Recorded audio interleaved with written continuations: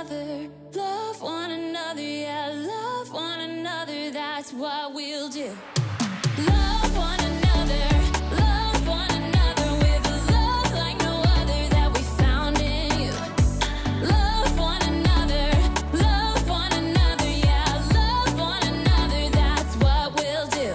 We're alive to love one another. We're alive with love like no other. We're alive, we're sisters and brothers. We're alive to love one another. Welcome to the show! Welcome to the show! Welcome to the show! Hey everyone, welcome to Story Lab. This week we're talking about friendship, while we take a look at the story of someone who was not only a great friend, but also a great musician. Maestro, play us in. Welcome to the show! Welcome to the show! Welcome to the show! Wow, wow, wow, wow, wow.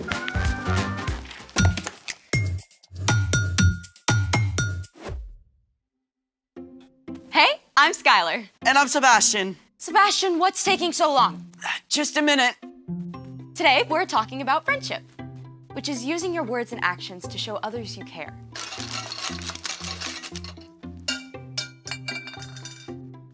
You okay? No worries. Normally, Sebastian and I would be out here together, but Sebastian promised he was putting together something really awesome and fun.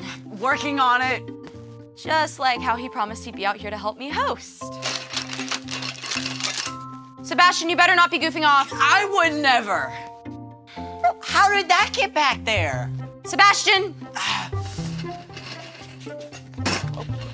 Okay. Ta-da! Sebastian has promised something awesome. Sebastian has delivered. That's your awesome surprise?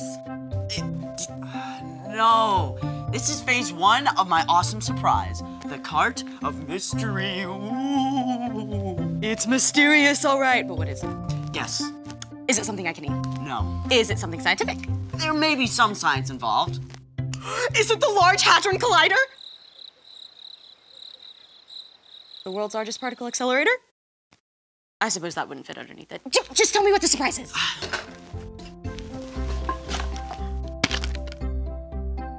That's it? I know it doesn't look like much, but we gotta put it together first. Okay then. Let's make it! Assembly stations ready? Did you read the instructions? I gotta say, this does look kind of cool. Great, let's get started. First up, supplies. If you're following along at home, you're going to need 2 craft sticks, a wide rubber band, 2 smaller rubber bands, a straw, and a pair of scissors. Step 1, use the scissors to cut 2 pieces of a straw that are about 1.5 inches long. Step 2, stretch the thick rubber band around one of the craft sticks. Step 3, place your second craft stick on top and attach it to the first one with a small rubber band. Make sure it's on the same end as the straw. Secure the second straw with another small rubber band. And there you have it. You are now a proud owner of your very own harmonica. To play, all you have to do is just move the straw up and down to adjust the pitch. Slide the straw to play higher or lower. Moving the straw pieces closer together causes the rubber band to vibrate at a higher frequency, which is what causes a higher note. It kind of sounds like a kazoo. But wait, there's more. Because why not stop at one awesome instrument when you can have your very own buildable band? I mean, we've got everything here. Like, we've got a shaker made from soda bottle with popcorn in it. I mean, we got a box guitar, tin can drum set. Ready to rock? You know it? 1, 2, 1, 2, 3, 4.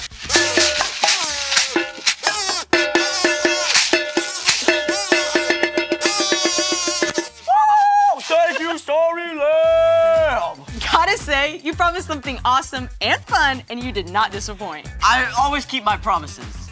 Mostly. But speaking of promises, it's time for... The story before the story.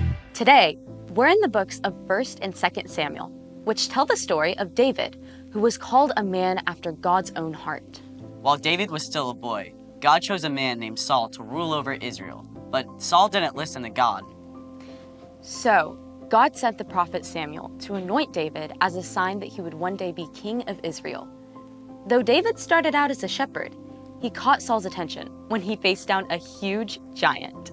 After that, King Saul appointed David as both the leader of his armies and his personal musician. God blessed David, and he won many battles. The people loved him. David even became best friends with Saul's son, Jonathan. But the people loved David so much that Saul became jealous. He wanted to get rid of David. And that's where our story starts. Take it away! Hey everyone, I'm Padma. Hi. Today, we have a thrilling tale of friendship and promises. Promises broken and promises kept. As David grew in popularity, King Saul became so jealous that he gave orders for David to be killed. As David's best friend, Jonathan ran to warn David. My father is looking for a chance to kill you. Find a place to hide in the field. My father and I will come and stand there. I'll speak to him about you, and then I'll tell you what I find out. Jonathan begged his father not to hurt David. Please, don't do anything to harm David. He hasn't done anything to harm you, and what he's done has helped you a lot. Saul listened to Jonathan and promised. You can be sure that David will not be put to death. Jonathan told David, so David returned to the palace. But Saul didn't keep his promise. One night, Saul's jealousy of David became so great that he picked up a spear and hurled it at David. Soon after, David went to find Jonathan. What have I done?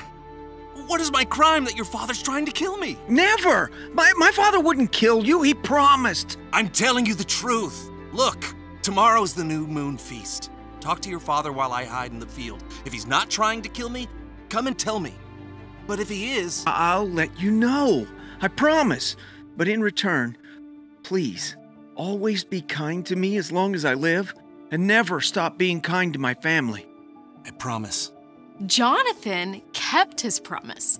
He returned to his father and discovered that Saul really did want to kill David. And the moment he found out, he warned his friend so David could flee far away. Years passed.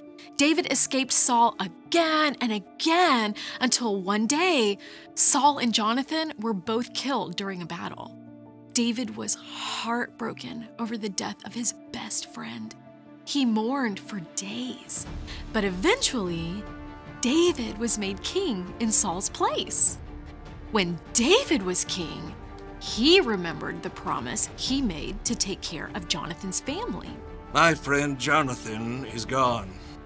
Is there anyone still left of his household?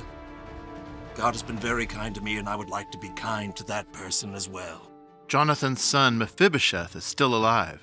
He's unable to walk because of an injury he received as a child. Bring him here, so I can keep my promise to Jonathan and show him the Lord's kindness. David had Mephibosheth brought to the palace and welcomed him with open arms. Who am I that you should pay attention to me? Don't be afraid. You can be sure that I will be kind to you because of your father, Jonathan.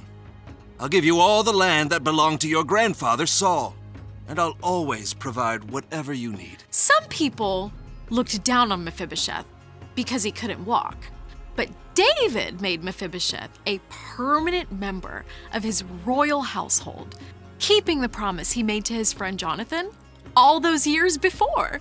The end. Okay, that was pretty epic. I know, right? So, what's our part in the story? Well, to start with, we can remember how God has always kept promises to us.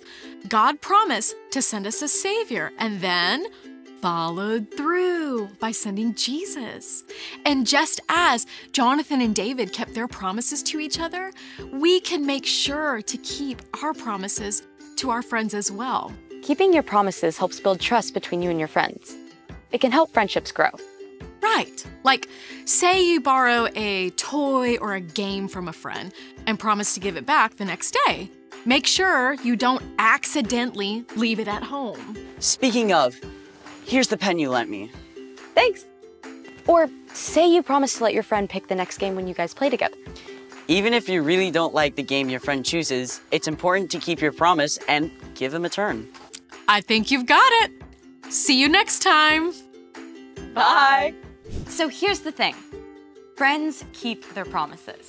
Can I promise you a musical outro? How about we just sing something instead? Yes! So long, farewell, auf Wiedersehen, good night. We hate to go, But that's our show, all right. And now it's time for us to say goodbye. Thanks for joining us in the Story Lab. See you next time.